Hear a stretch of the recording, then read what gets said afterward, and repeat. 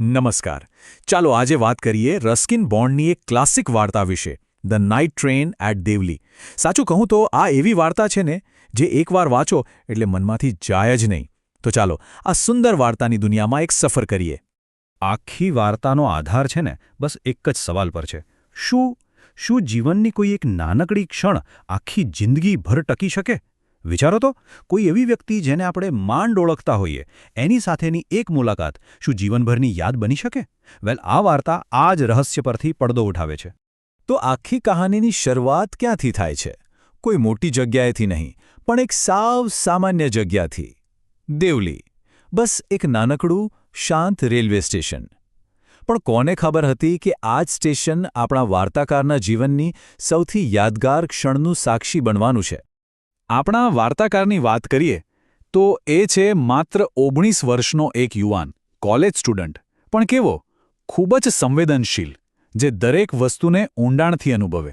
અને ખબર છે, એની આ જ સંવેદનશીલતા છે ને જે એને એક સામાન્ય રેલવે સ્ટેશન પર બનેલી એક અસાધારણ ઘટનાને અનુભવવામાં અને પછી એને હંમેશ માટે યાદ રાખવામાં મદદ કરે છે. અને દેવલી? દેવલી એટલે કોઈ મોટી ખાસ જગ્યા નહીં. જંગલની વચ્ચે આવેલું એક નાનકડું, સાવ શાંત, એકલવાયુ સ્ટેશન. કલ્પના કરો, રાતનો સમય, ઝાંખા પીળા દીવાઓ જેને વધુ રહસ્યમય બનાવતા હોય.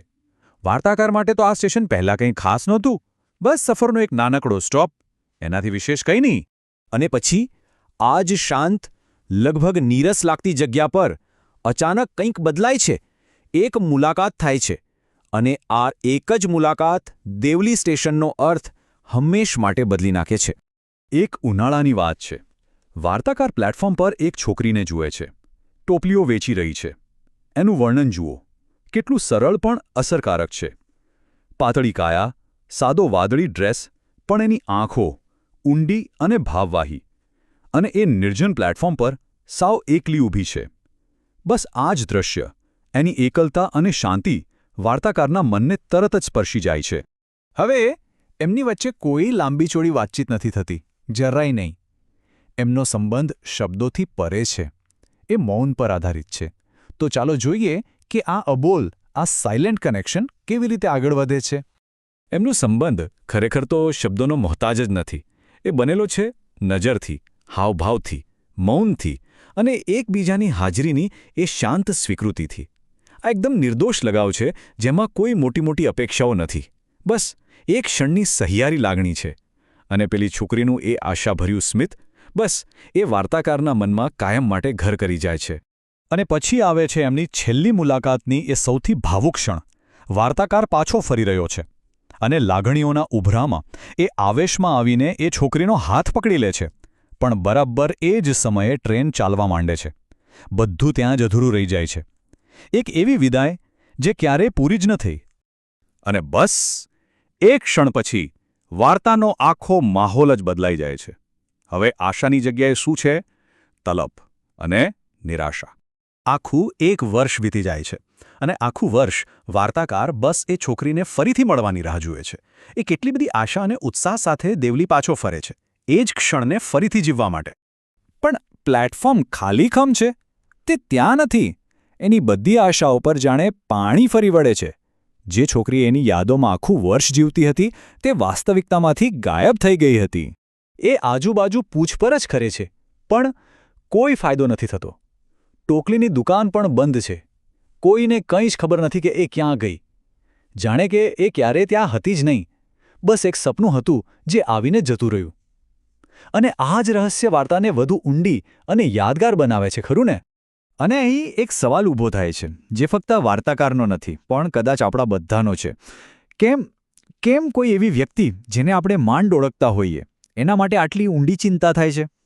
કદાચ આ જ તો માનવ સંબંધોની સુંદરતા છે, અને રહસ્ય પણ. અને આ જ સવાલ સાથે વાર્તા એના અંતિમ અને સૌથી ગહન પડાવ પર પહોંચે છે. અહીં વાર્તાકારને એક વાત સમજાય છે કે કેટલીક વાર્તાઓ કદાચ અધૂરી રહેવા માટે જ હોય છે. અને સાચું સૌંદર્ય એની અપૂર્ણતામાં જ છુપાયેલું હોય છે. આ વાર્તામાં ટ્રેન એ ખાલી એક વાહન નથી, એ સિમ્બોલ છે. ગતિનું, વહેતા સમયનું અને ક્યારેક નસીબનું પણ, જે લોકોને એકબીજાથી અલગ કરી દે છે. જે ટ્રેન વાર્તાકારને એ છોકરી પાસે લાવી એ જ ટ્રેન એને દૂર પણ લઈ ગઈ.